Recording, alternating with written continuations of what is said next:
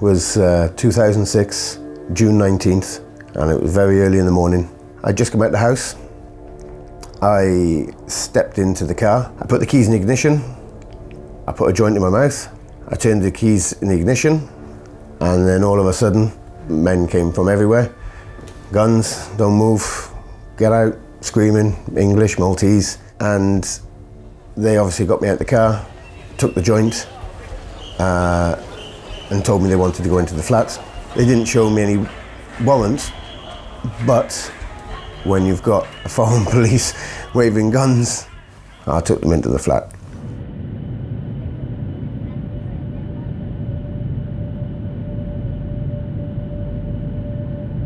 It was on the plane, I sat there and I thought, I haven't seen this many people in years, like years. I come from a division of 17 men.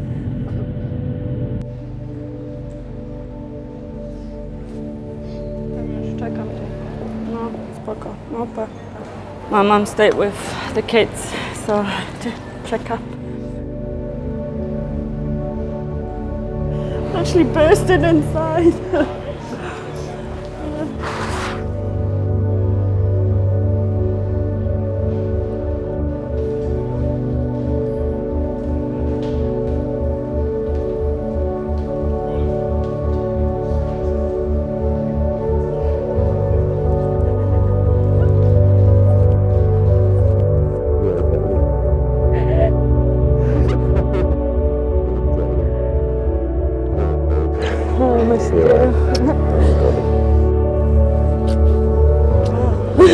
Can't believe it. I know, man.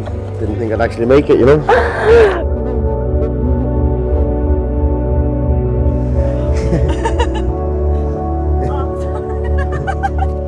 Going home, going back to Cardiff, I suppose, over the Severn Bridge, and that's been a hell of a long time since I went over that bridge.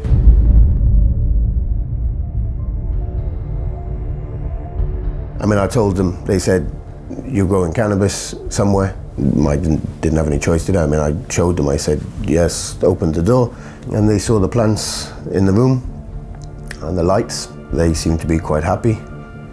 They started coughing and spluttering like it was a chemical laboratory or something. They started ripping the covers down from the windows, trying to open the windows to try and get air, really pretending that it was toxic fumes almost, like, you know. And what did they find? Five 1 metre high plants and a few not even rooted clones on the floor, like, you know. They were even amazed by the setup. They said it was drug factory. They were all smiling and happy, and I can't even remember how many of them there was. It must have been 12, maybe more. They put me on a settee in handcuffs, and they were going about taking pictures of everything, photographing everything in situation. Photographs I'd never been able to see. There was some buds dried in a bit of newspaper. They said in the court it was ready for sale. That wasn't ready for sale. That was plants that had dried. I'd put them in there to see what the weight was, to see what we got from the plants, because it was mine and Barry's, so it would have been divided by 2, you know. So we saw how much it was costing us basically to save money to get our own weed, you know. They were jumping around and happy. The next thing I know, I heard a knock at the door, and I thought, oh, that's not someone now come for me, gonna walk right in the middle of all this. It wasn't. The door opened. They'd ordered pizza and Coke. They sat around my kitchen table, eating pizza, delivered pizza, and drinking Coca-Cola out of all my cups and glasses.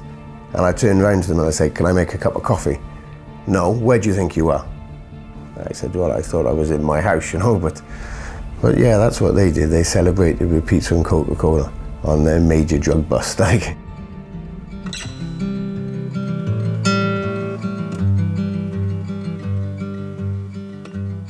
I met Barry in 2005, and I was waiting outside the airport to meet my friend when I met a British guy next to me. I smelt something that connects people, you know. I think I told him, that smells nice, like, you know. And he said he was going back to Britain. We talked. He said, take this, you know, and smoke. And he said, when he comes back, give him a call and come and see what Gozo's like, because Gozo's a nice, quiet place. He knew that I left Britain for a peaceful life, for a quiet life. I phoned him. He said, come over to Gozo today, you know, and pick me up. So I met him at the ferry port. He's standing there, I can still imagine him there in glasses and as happy as a foreigner is in a sunshine land, you know. Took me around the island and we went for a rabbit lunch down the beach and beautiful day, you know. And he said, why don't you, there's a flat opposite. The prices in Malta, in Gozo, were much cheaper than Malta. It was beautiful, you know, it was a short walk, it was in Zabuj, short walk from the beach. Beautiful, beautiful place. And I thought, yeah, this might be nice, this might be what I'm looking for. So I went over to Gozo, packed everything up and went over to Gozo.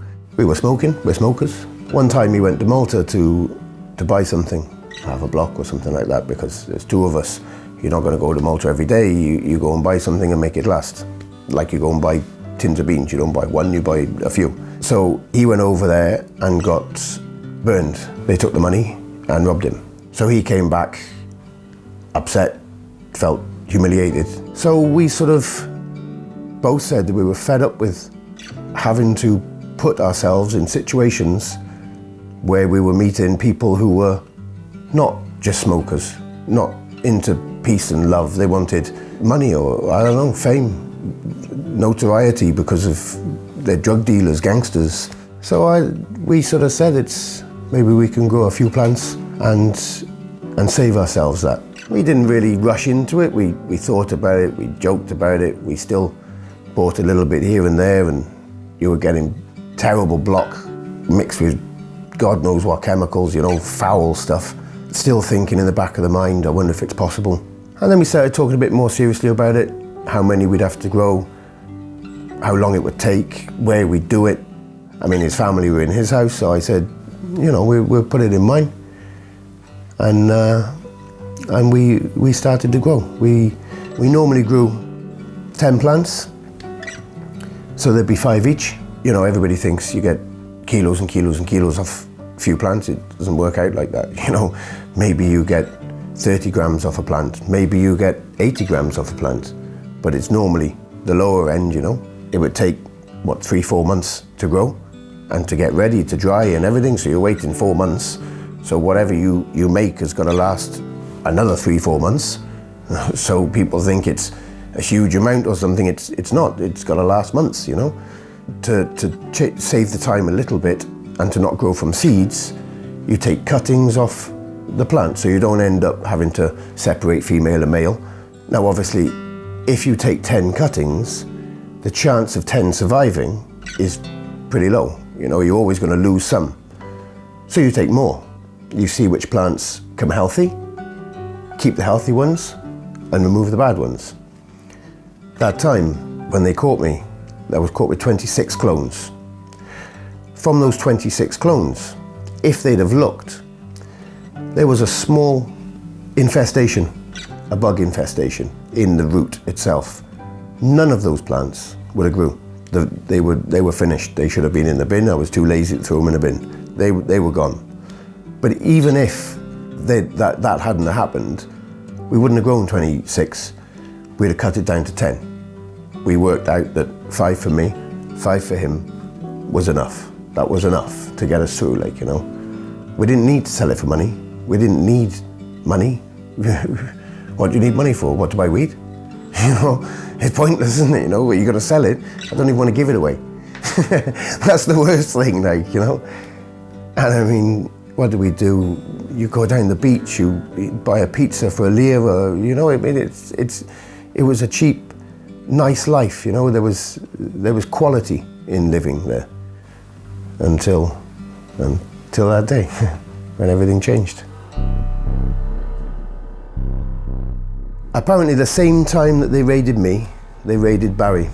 Now, I'm never going to be able to prove this, but in the car, I had 1 bud of marijuana, cannabis, and an Embassy No. 1 cigarette. I had that folded in a Yellow Pages piece of paper. That piece of paper, that cigarette and that joint turned up in Barry's house, and the only evidence they found in Barry's house was that and a light bulb. I've never been able to get a proper list of evidence taken from the flat. I've never been able to get photos of the evidence taken with the evidence number in situation. Even though I've asked lawyers, I've never been able to get it. I have got suspicions about it. I mean, Barry never smoked cigarettes. He smoked rollies. Embassy number 1 is a very particular brand. In Malta, in fact, you can't buy it in Gozo. You had to buy it in Bujibba. So it's a very uncanny coincidence. But like I say, it's been something that we've never been able to even look into, not let alone prove. We've never been able to look into it.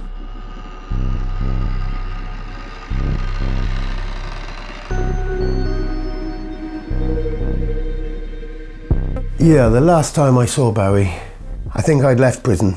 I'd got bail in 2008. My dad had come over and guaranteed me so I could get out. And I think early the next year we were in court in Gozo, and I went to court, and I think he was still in prison, and he came with the prison officers to court, and I'd seen him.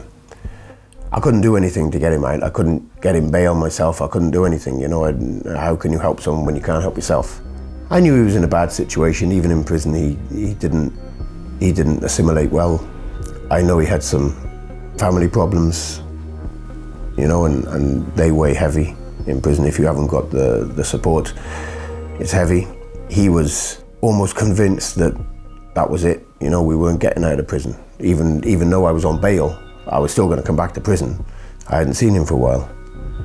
And in 2010, shortly after we had our indictments for 5 life sentences, I found out that he hung himself in Division 6. I mean, he was on so much medication that he should have been in a hospital wing, not the worst prison punishment block in the whole prison, you know.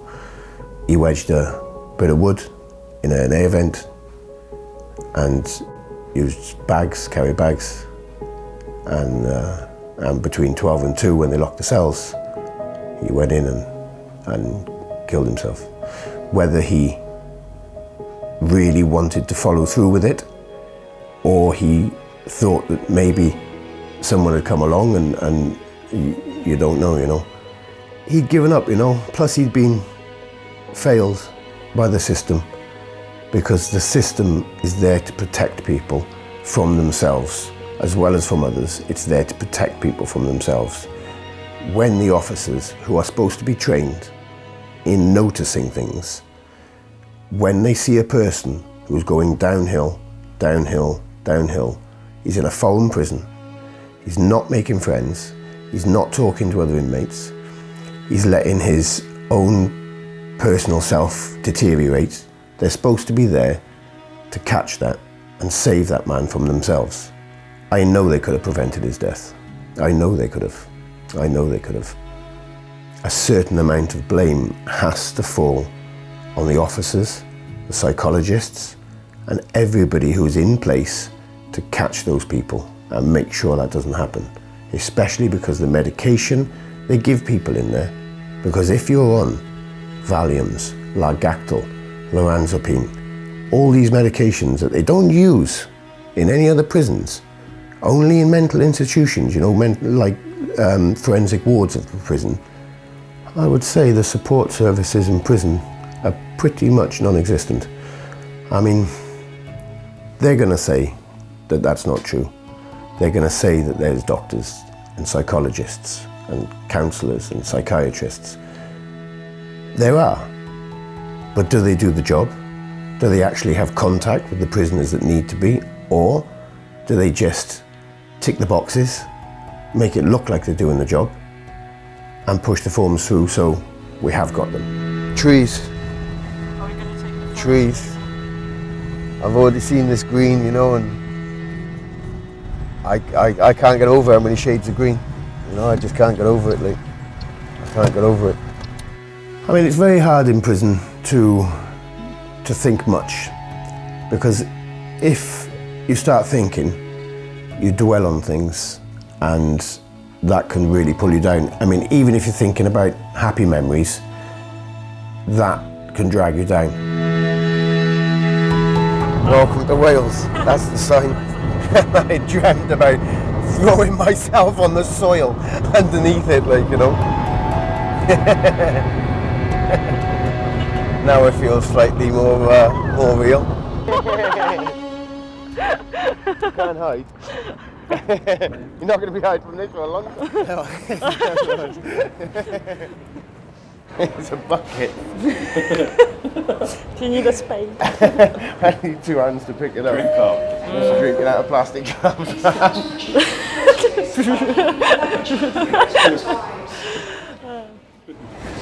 The business looks terrible, like, isn't it? Terrible, man. Terrible. Middle of the summer. He's got his arms up to here, mixing all the meat and all the pasta together. All his hair here. Cigarette ashtray, sweat ploughing in there, like. And I thought, that's dinner tonight. Yeah.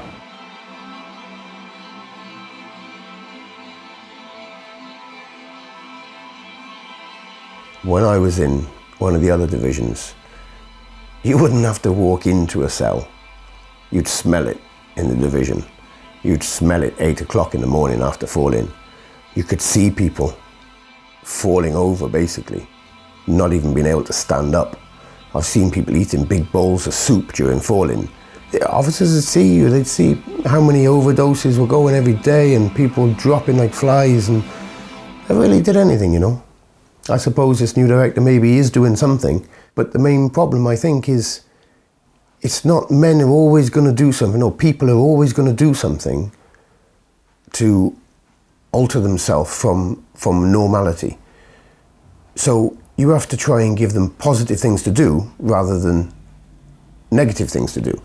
If you give them no positive things, considering 80% of the prison population are drug users, it's obvious they're going to use drugs.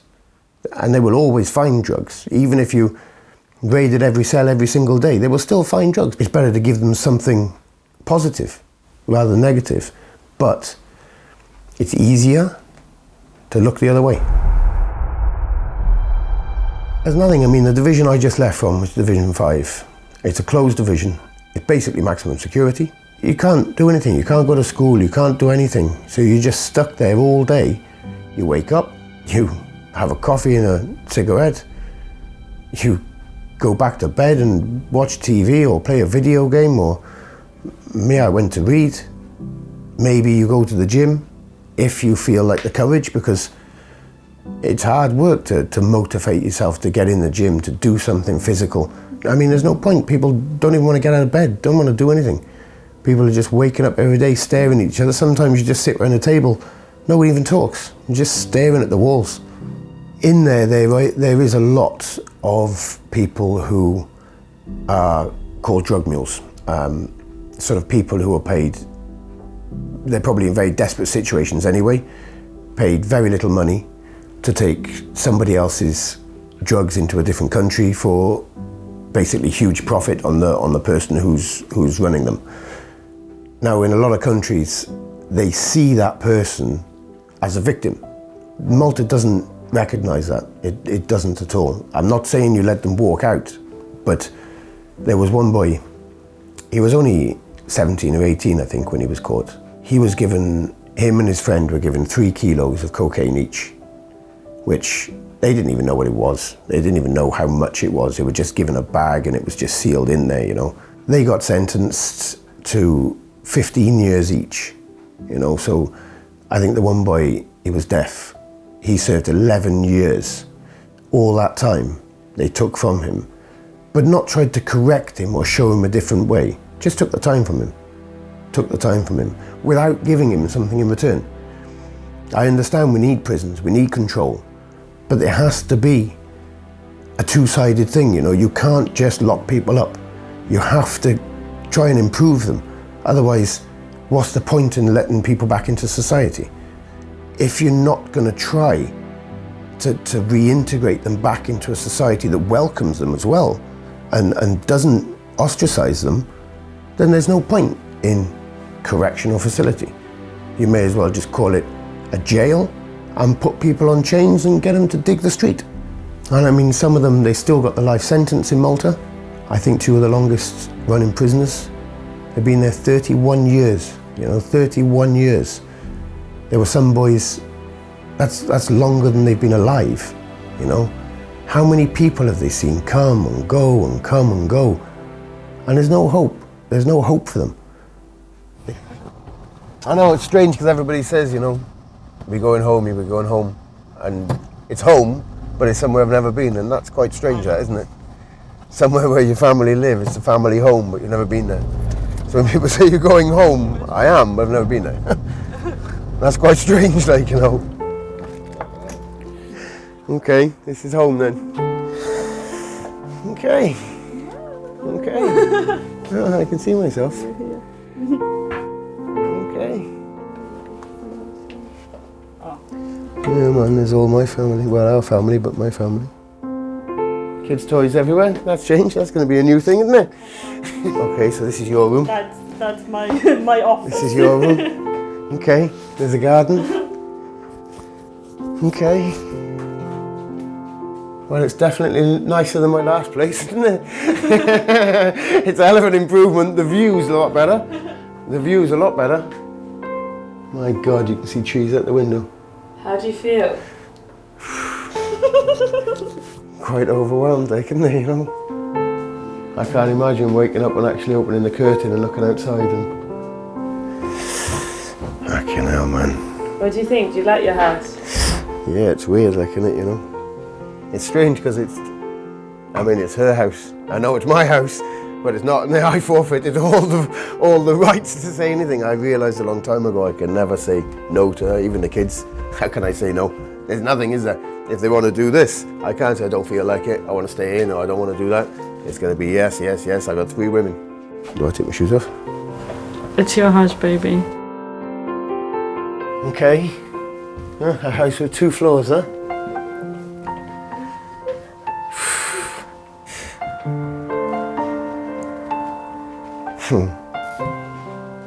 A bath, man.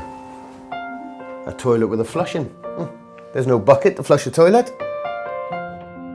I've seen this one from the pictures. Too many pictures.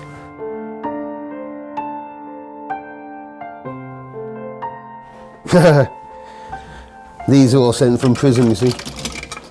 These are the Playmobil. These are what we make in prison. Ah, here's a good one. Police. That's what they make us make. Police dolls in prison. That's got to do something for the man's psyche, innit? Making police dolls in prison. Every time you click them together, police. I mean, that's damaging to the psyche. I mean, we didn't have to, but obviously if you need money in prison, you've got to do a job. The only job that is on offer to grown men is to make these dolls. That's it. And they all come in pieces.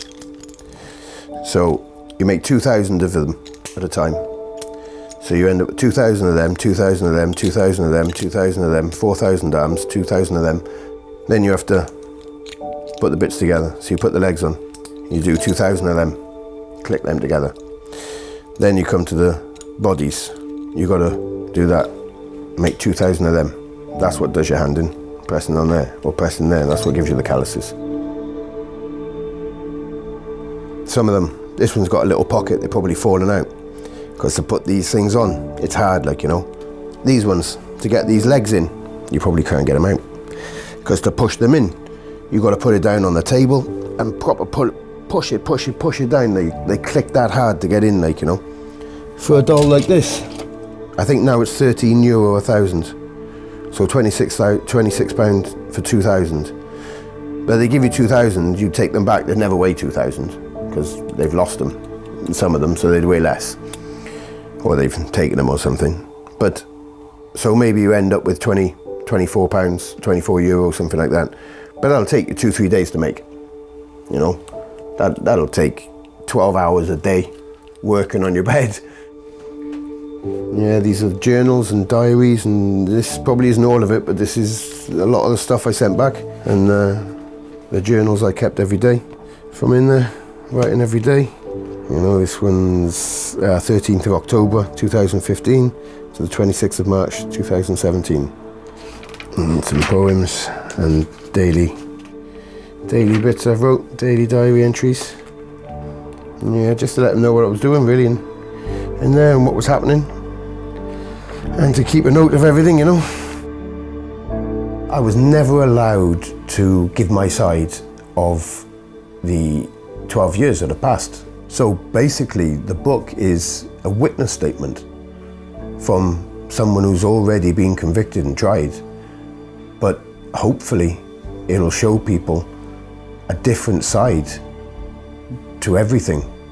I mean, there's so much that people just don't know about why we did things, who we are, how we went through court, 120 times to court.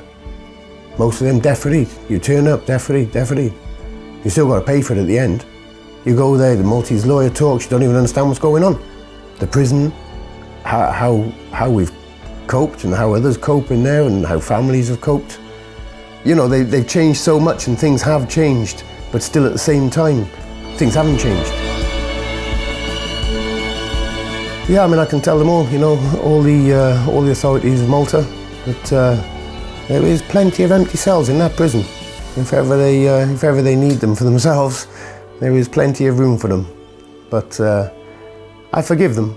I forgive them for everything they've done. Whether it's through their own ignorance, I would prefer to think it was ignorance rather than malevolence.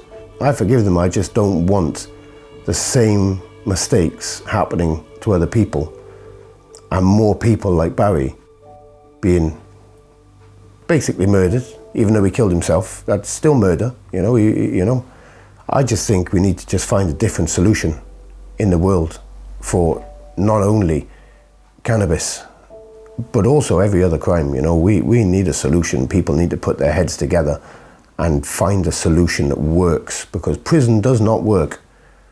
If it worked, crime would be down. Crime is not down. Crime is up, and prisons are booming. The business is booming. So we need to put our heads together and find a different solution, unless we're just going to admit that we want people in prison because it generates money, and then okay, the cards are on the table, and let's lock everybody up.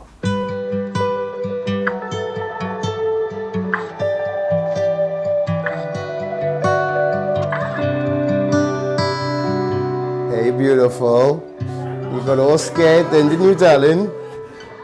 Did you get? Hey, there's my great mum. Oh, you beautiful.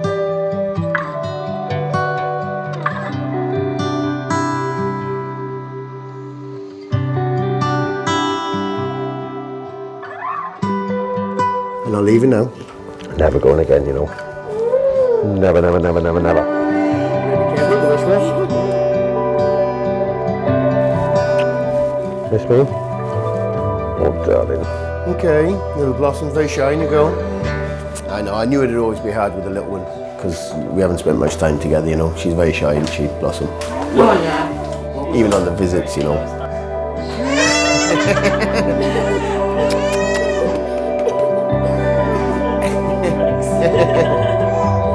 Oh, look at that. Can your room be with me? Can my room be with you? You can share with me when I... I think I've already shared with you.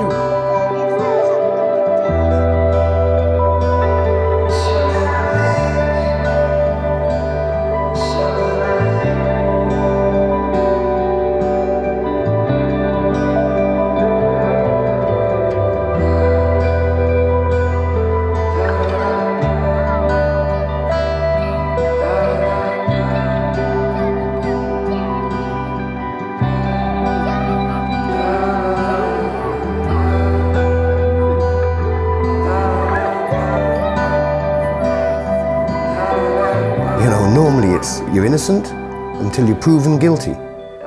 In there, and in Malta, we say you're guilty until they prove you're guilty. And it really is that bad, you know? All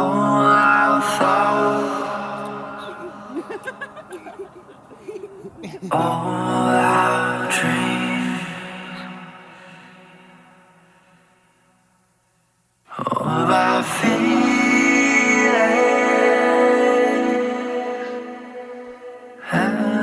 I am really looking forward to the time when I can next smoke cannabis.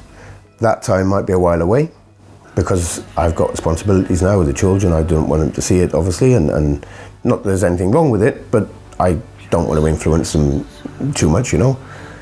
The wife doesn't. So it's going to have to be the right time. It's going to have to be the right moment. But, oh yeah, I've been waiting for that for a long, long time. All the thoughts and dreams, feelings that I